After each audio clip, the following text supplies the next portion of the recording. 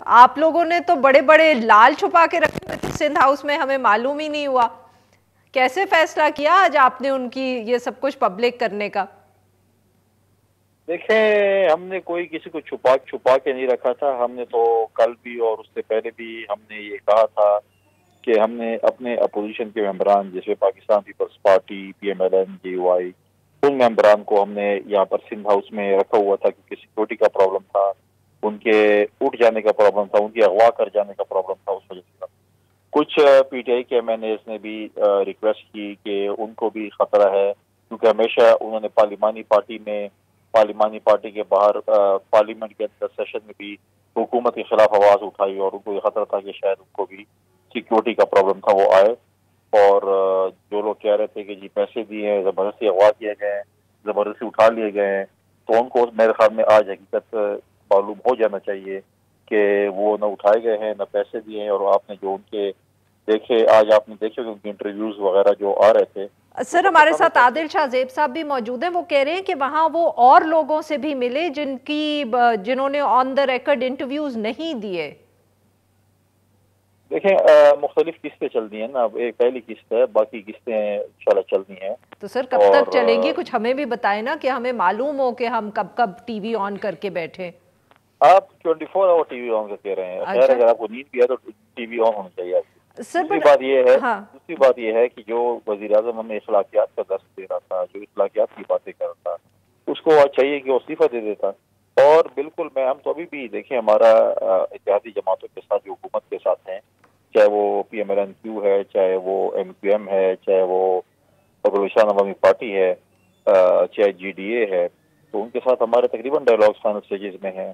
اور انشاءاللہ تعالیٰ اللہ کے فضل سے کرکٹ کی زبان میں انشاءاللہ ہم ڈبل سینچری کریں گے جب عدم اعتماد کی تحریک پہ ووٹنگ ہوگی.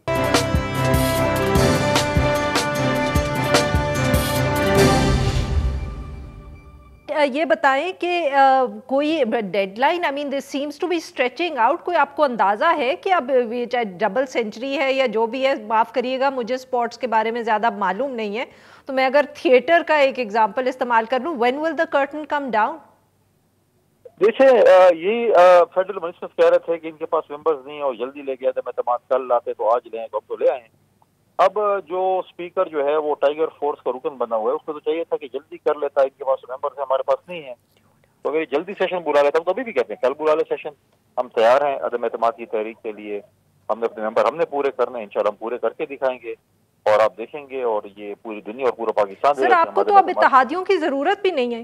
جی جی، ہمیں اتحادیوں کی بہت ضرورت، ہمیں ہر ووٹ کی ضرورت ہے.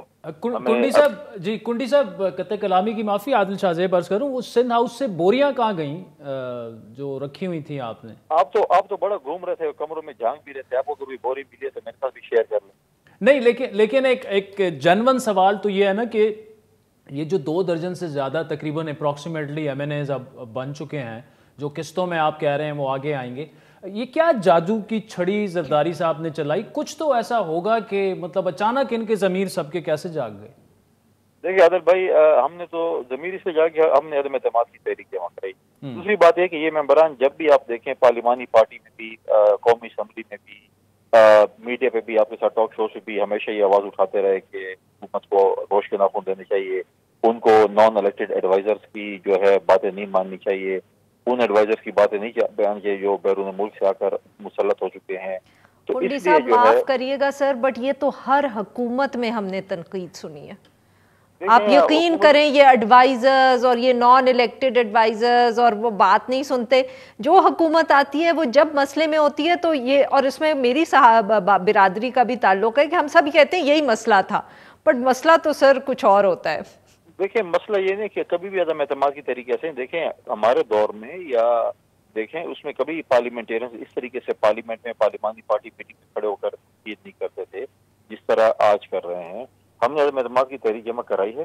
یہ ممبران پہلے ترین گروپ کے ساتھ بھی تھے، جہانگیر ترین کے ساتھ وہ نیاب عدالتوں میں بھی جاتے تھے، کھانے بھی کرتے تھے، ہر جگہ جاتے تھے. لیکن کنڈی صاحب معاف کریے گا سر، کیا یہ ترین صاحب، ہم اب کہیں کہ ترین صاحب کا سارا گروپ جو ہے ترین صاحب کی مرضی سے آپ کے ساتھ آیا ہے، یا جو انڈیویجول ممبرز ہیں جیسے راجہ ریاض صاحب وغیرہ انہوں نے خود اپنے ذاتی طور پہ فیصلہ کیا ہے؟ कुछ क्लैरिटी नहीं है। इंडिविजुअल जो है वो बुनियाद पर आए हैं, कोई तरीन ने हमारे साथ ऐलान नहीं किया, ना उन्होंने कोई ऑफिशियली कोई ऐसा ग्रुप अनाउंस किया है। तो मैं समझता हूँ कि इंडिविजुअली ये लोग हमारे पास आए हैं, लेकिन माजी में भी इनकी मीटिंग्स हुई हैं, कोई इनको शो काज नोटिस कोई चीज़ हुकूमत ने दी। आप देखें कि हलीम खान ने भी एक ग्रुप बनाया था, वो भी लंदन गए हैं, वो भी मीटिंग करके आए हैं, लेकिन ऐसा ऑफिशियल ग्रुप नहीं था। इन लोगों ने इंडिविजुअल कैपेसिटी में हमें सपोर्ट किया, और हम अभी भी हमारे जो है तकरीबन डायलॉग्स इत्तेहादी जमातों के साथ फाइनल स्टेजेस पर पहुंच चुके हैं, और इंशाअल्लाह ताला आप बहुत जल्द इत्तेहादी जमातों की भी खुशखबरी सुनेंगे। और आप जब मवाजना करेंगे हुकूमत और अपोजिशन जमातों के मेंबरान का जब आप चार्ट बनाते हैं, उसमें अगर इन लोगों को भी माइनस कर दें कि जो पीटीआई के हैं, तो फिर भी हमारे मेंबर जो हैं, जो हमें मतलूबा जो तादाद हमें चाहिए उससे कई ज्यादा हों। सर, अगर वज़ीर आज़म साहब नहीं इस्तीफ़ा देते, अगर ये जिस तरह की वो उस बात कर रहे हैं डिस्क्वालिफिकेशन के हवाले से, फिर अपोजिशन की क्या हिकमत अमली होगी? ये कितना स्ट्रेच आउट होगा? ये अहमकों की जन्नत में रहते। देखें, कॉन्स्टिट्यूशन का एक तरीक़ेकार है। अगर मैं जाता हूँ वहाँ पर असम्बली में जाता हूँ, तो या तो मैं अगर वज़ीर आज़म को वोट नहीं करता हूँ, या अदम एतमाद में वोट नहीं करता हूँ, या मनी बिल पे वोट नहीं करता हूँ, फिर मेरे ऊपर वो आर्टिकल लगता है। लेकिन वो आर्टिकल ऐसा लगता है कि जब मैं अपनी पार्टी के खिलाफ इन 3 चीज़ों में वोट खिलाफ डालता हूँ, तो फिर जो है वो अब मेरे पार्टी का लीडर स्पीकर को लिखेगा, स्पीकर जो है वो इलेक्शन कमीशन को लिखेगा उसके खिलाफ एक्शन लेने के लिए, और फिर वो जो है। सर, अगर वो मुख्तलिफ इंटरप्रिटेशन कर लें तो क्या आपको ये डर है कि ये मामला कोर्ट्स में जाएगा और वहां फंसेगा? क्या आपको कोई डर है? क्यों नहीं, हमें कोई डर नहीं। क्यों कोर्ट में जाएगा जब कॉन्स्टिट्यूशन सामने है, कॉन्स्टिट्यूशन में इंटरप्रिटेशन है। क्या स्पीकर ये कह सकता है कि आप इस हॉल में ना आए, आप वोट न करें? हर कॉन्स्टिट्यूशन में हर शहरी को आज़ादी है कि वोट करे। आपको क्या पता है कि मेरे दिल में क्या है, मैंने किसको वोट करना है? जब मैं वो एक्शन कर लूँ उसके बाद फिर आपने उसके ऊपर एक्शन करना है। पहले से आप ये नहीं कह सकते कि आप आएंगे इस शर्त पे आएंगे कि आपने जो है, अगर आप मुझे कहें कि आपने डॉन आने की शर्त पे आना है कि मैंने सिर्फ आरफा नूर को ही इंटरव्यू देना है और मैंने आदिल शाह ज़ेब को और बाकी लोगों को नहीं देना, तो ये तो नहीं हो सकता। अच्छा कुंडी साहब, ये तो गवर्नर राज अगर लग गया सिंध में तो क्या होगा? क्योंकि देखें, एक बात तो अब उस बहस में नहीं पड़ता कि ये लोग लगा सकते हैं या नहीं, लेकिन उनका गिला ये है कि जो फैसला पार्लियामेंट हाउस में होना था वो सिंध हाउस में हो गया है। देखें देखें पहले सदारती निज़ाम, अब गवर्नर राज की बातें क्यों 18 अमेंडमेंट हुआ थी, कैसे गवर्नर राज यहाँ पर लगा सकते और क्यों लगाएंगे, किस वजूहत पर लगाएंगे? सिंध में क्या सूरत हाल है, क्या चीज़ हुई सिंध में जो है वो है? सबसे ज्यादा सूरत हाल तो केपी में लॉ एंड ऑर्डर की खराब है, उधर उन्होंने क्या किया। ये गवर्नर राज और ये बातें, ये लोगों को डराने की बातें, ये चीजें, अब आप जो कुछ भी करें, इनके दिन गिने जा चुके हैं और इन्होंने जाना ही जाना है। और आप देखेंगे कि ये बयान आएगा इमरान खान के दोस्तों का कि ये जो इत्तेहादी थे और ये जो लोग थे, इन्होंने मुझे 4 साल ब्लैकमेल किया, मुझे नहीं चलने दिया, ये हुआ वो हुआ। फिर वही रूटीन होगी कि मैं तो इनको चपरासी नहीं रखता था, लेकिन मौका आ गया तो मैं इनको वफा की वजाहतें दे दी।